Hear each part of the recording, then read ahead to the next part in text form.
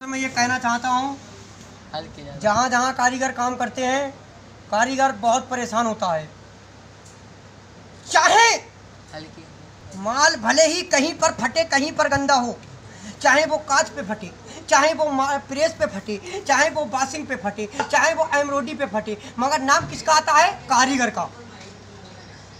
सभी ठेकेदार से शिकायत करता है कारीगर, पर ठेकेदार क्या करता है? उठाया, कलम चला दिया कि फलाना कारीगर ने फलाना पीस गंदा कर दिया है, उसके नाम में पीस डाल दिया जाता है। पर मेरे भाइयों, माल की इतनी हिफाजत करी जाती है। अब ये सफ़ेद माल है, हो सकता है ये कांच पे फट गया हो सकता है ये बासिंग पे फट गया हो, मगर नहीं मेरे भाइयों, नाम उसके ऊपर आएगा तो सिर्फ कारीगर का आएगा। ऐसा क्यों है? अरे मेरे मेरे मेरे मुश्ताक भाई, मैं मुश्ताक के यहाँ काम करता हूँ, जयपुर दर्जियों के रास्ते पे फैक्ट्री है, कभी भी आप आना तो वहाँ पे देख लेना। मैंने एक दिन अपने सेठ से बोला, अरे सेठ जी, ये आप पीस लेके आए हो, ये मेरा पीस नहीं है। मेरा सेठ बोला, नहीं ये ओवैस तेरा पीस है। मैंने कहा, सेठ जी, मैं जब माल बनाया करूं, आप मशीन से माल चेक करके ले जाया करो। अगर उसकी गंदा हो रहा है, जब भी जिम्मेदारी मैं ही लूंगा। अगर वो माल फट रहा है, जब भी जिम्मेदारी मैं लूंगा। इसका मतलब ये तो नहीं है कि माल एक हफ्ते पहले मेरे पास से चला गया, आप कांच से फाड़ के लिया मेरे पास, कि ओवैस ये पीस तेरे नाम में डालूंगा। पर मेरे भाई, मैं ऐसा नहीं होने दूंगा। हाजिर मुझसे मेरा सेठ बोला, तू इतना बोलता है, एक बात बता, तू सिलाई का काम कब से करता है? तेरे को पता नहीं है कि कोई भी कहीं पर भी माल बिगड़े,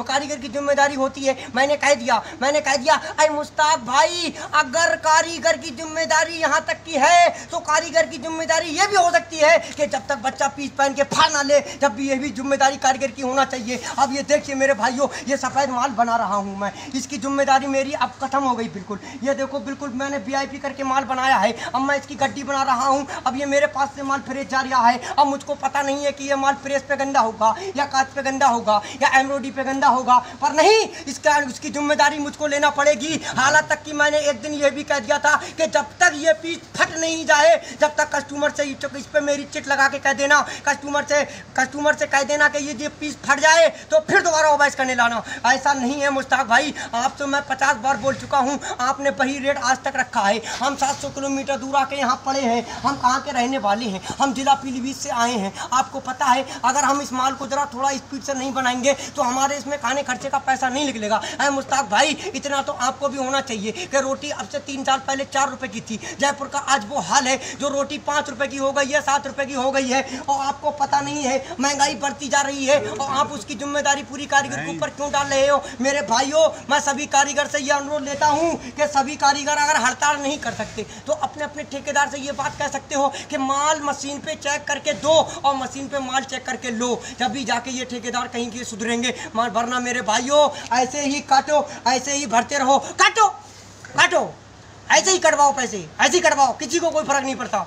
मगर मेरे भाइयों, ये समझने वाली बात है, एक कारीगर मजदूर है, वो सिर्फ मजदूरी करने आता है, अपने माँ बाप को छोड़ के आता है घर से।